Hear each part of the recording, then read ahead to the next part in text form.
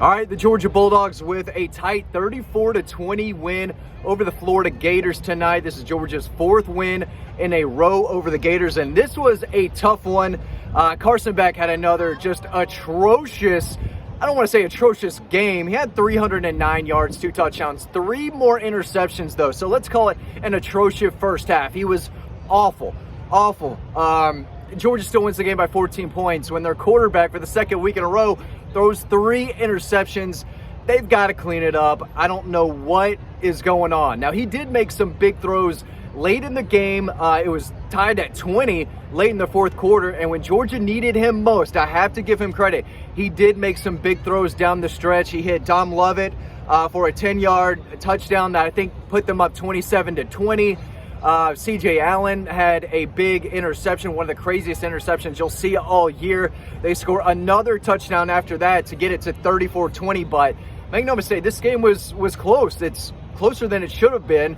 I think you have to credit Florida's defense for confusing Carson Beck, which he was. He was confused. Let's talk about the interceptions real quick, because that's what kept Florida in this game. Georgia was the better team. They were the better team. Carson Beck is holding them back. He's holding the offense back. The first interception, he was frantically running away from pressure. He throws it up into easy double, maybe triple coverage. Easy interception. And then Florida on their first offensive play, next play right after that, they hit a 40-yard touchdown bomb. Boom. They're up 7-3. I think they had a 13-6 lead at the half. I mean, it was not pretty. But then you look at the final numbers. Georgia obviously turned it on in the second half.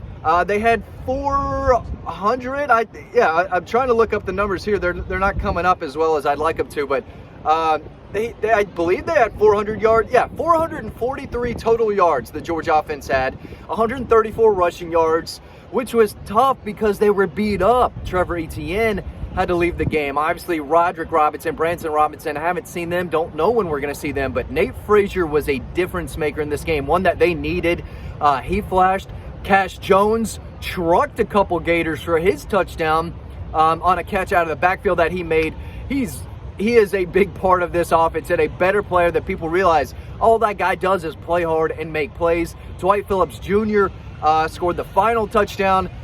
But this is about Carson Beck, though, and his 3 interceptions that kept Florida in the game.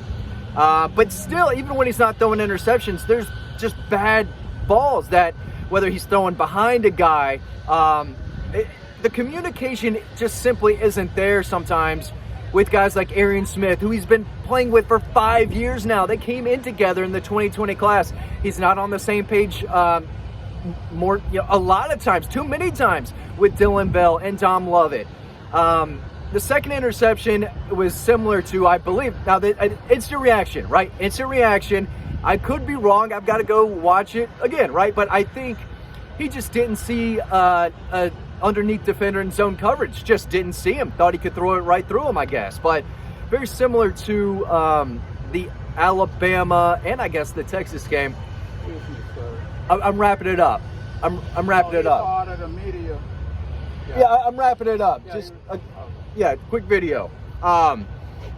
But they had 309 yards passing, 2 touchdowns. They had 3 interceptions. They had 25 first downs to Florida's 12. That might be wrong. That's what it was late in the game. I don't know what the final score was, I know what the final score was. The final statistics: 6.2 yards per play at one point late in the game. That might have changed at the very end, but 6.2 yards per play. You're moving the football.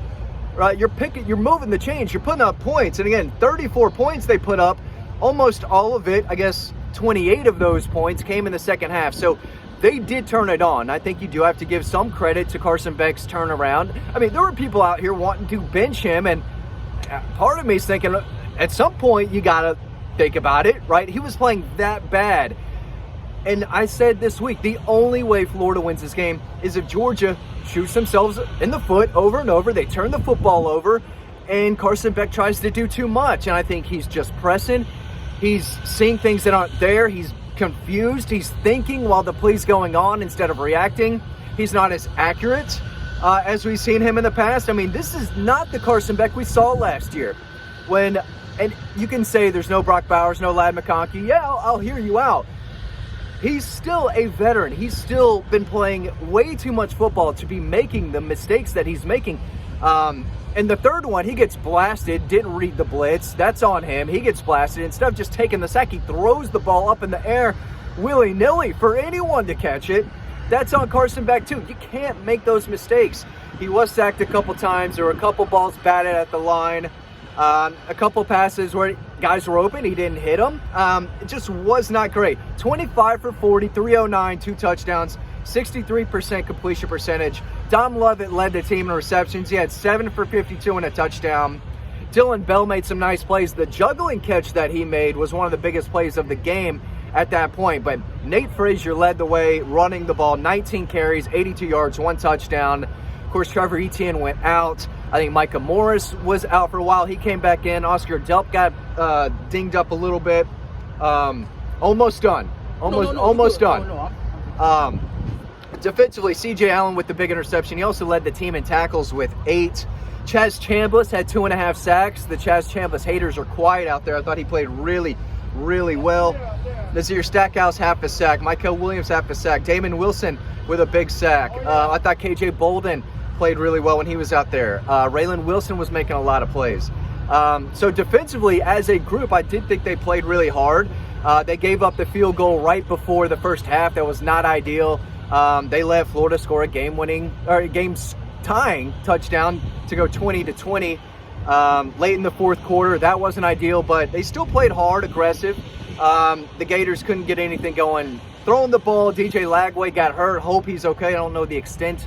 It looked pretty serious. I don't think that had any impact on the game. The freshman Florida threw in there actually made some plays himself. But listen, at the end of the day, this is about, can Georgia win the national championship or not? I still think they can. At this point, it's just game by game. Win by win. Style points don't matter. It doesn't matter how you win the game anymore. We're midway through the season. It's about winning and advancing, getting a W in the win column. And Georgia got it today. They didn't cover. They didn't look great. Again, this is a full 4-quarter game. Midway through the fourth quarter, you think Georgia's going to win. They're playing better, but you didn't know. They had to go out and make the plays, and they did. As bad as Carson Beck played, he made the throws down the stretch that got them into the end zone, and he led 4 touchdown drives in the second half when they needed them. 34 points is 34 points, and the interception at the end helped. The running game helped. I think you have to give credit to Mike Bobo. People love to hate on Mike Bobo, and you can criticize him all you want for the lackluster first half that he and his quarterback had. But at the end of the day, he didn't abandon the run game. He made things easier and simplified things for Carson Beck. Got the ball out to quick screens, quick passes, going vertically because it just wasn't working down the field. He could not work, I mean horizontally, sideline to sideline. Every time they tried to push the ball down the field, it wasn't working. It was just off. He didn't play like he was comfortable. He played a little frantic. We've seen him play so much better, but it's becoming a theme now. Multiple turnovers, multiple interceptions, just not as crisp, not as efficient. He's not on the same page with these guys as much as they should be. It is worrisome. Carson Beck's play it is worrisome. There's no doubt about it. He's got to play better. And at the same time, at this point is, can he? How can he? Will he? What is it going to take? But he has regressed, and I think that he and Mike Bobo have to really figure this out. They have everything in front of them still. Maybe not an SEC championship, because I think they still need a little help, depending on the tiebreaker. But they can still win a national championship. They can still get in the playoff. There's a lot of ugly football out there today. Georgia can beat Penn State and Ohio State and Oregon. They're going to have to play their best when it's there. They're going to need a full week of great practice and prep work. They're trying to kick me out of this place. They're trying hard to get me out of here, but they're not going to do it. Actually, I'm wrapping this up in 30 minutes, but I won. I won. I want y'all to know. Multiple people came over here, told me to wrap it up, but I said no. I said no. No. Not on my watch. Not on my watch. Dog post forever, baby. Dog post number 1. You don't tell us what to do. Georgia 34-20. They got to play better if they want to win the whole thing. I know that. Carson Beck has got to play a lot better. It's troubling right now. 3 interceptions. They still beat Texas by 15. 3 more interceptions. They win by 14, even though it wasn't nearly as clean as it was last week. But, I mean, ugly win, but a win's a win. If you're a Georgia fan, you can be mad that Carson Beck is not playing well, but you celebrate this victory. This is 4 in a row against the Gators, 7 out of 8 against the Gators. Still a big win, still an important win. Every win in Jacksonville is big. Go celebrate. You can be mad at Carson Beck if you want, but celebrate this win. It's against the Gators. A win is a win. Thanks for watching. I'll see you on the website.